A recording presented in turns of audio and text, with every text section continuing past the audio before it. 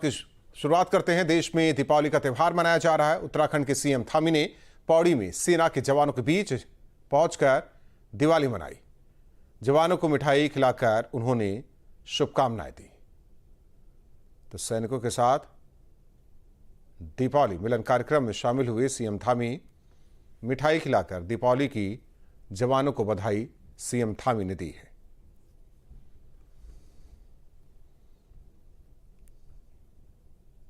कोटि कोटि नमन करता हूं जिन्होंने देश की आजादी के लिए हो या देश की आजादी के बाद हम सब की रक्षा के लिए अपने प्राणों का बलिदान दिया है। साथियों, हमारी सेना न तो तब पीछे हटी थी और न ही अब पीछे हटती है, क्योंकि हमारी सेना अब अच्छी तरह से जानती है कि दुश्मन का जवाब किस प्रकार से देना है। एक समय हमको याद होगा कि हमारे सैनिकों को जो रक्षा के मोर्चों पर हमारे लिए तैनात रहते थे, उनको अगर दुश्मन की गोली आती थी तो उनको दुश्मन की गोली का जवाब देने के लिए आदेश लेना पड़ता था, पूछना पड़ता था। लेकिन हमारे प्रधानमंत्री मोदी जी के बनने के बाद अब देश की सेना को पूछना नहीं पड़ता है कि गोली का जवाब कैसे देना है। अब हमारी सेना गोली का जवाब गोलों से देने का काम करती है और दुश्मन को पूरी तरह से क्या जवाब देना है, सेना पूरी तरह से मुस्तैद रहती है।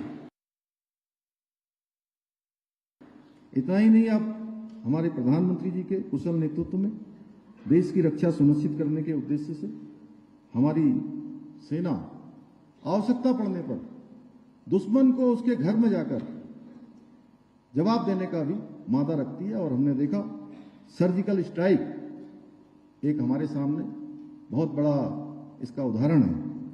ये भारत की सेना का ही पराक्रम है कि आज पाकिस्तान जैसा आतंकी देश भी सीमा पर कोई तनाव पैदा करने की हिम्मत नहीं कर पा रहा है।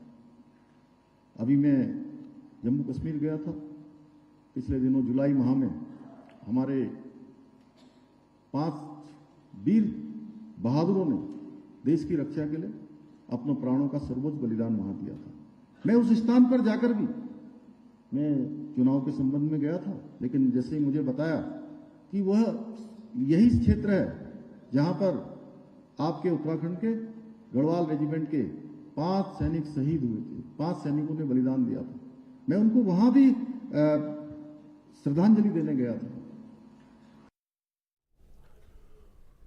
पौड़ी में दीपावली पर बाजार में रौनक देखने को मिली है। यहां जमकर दीपावली को लेकर खरीदारी की गई, वहीं व्यापारियों के चेहरे भी खिले।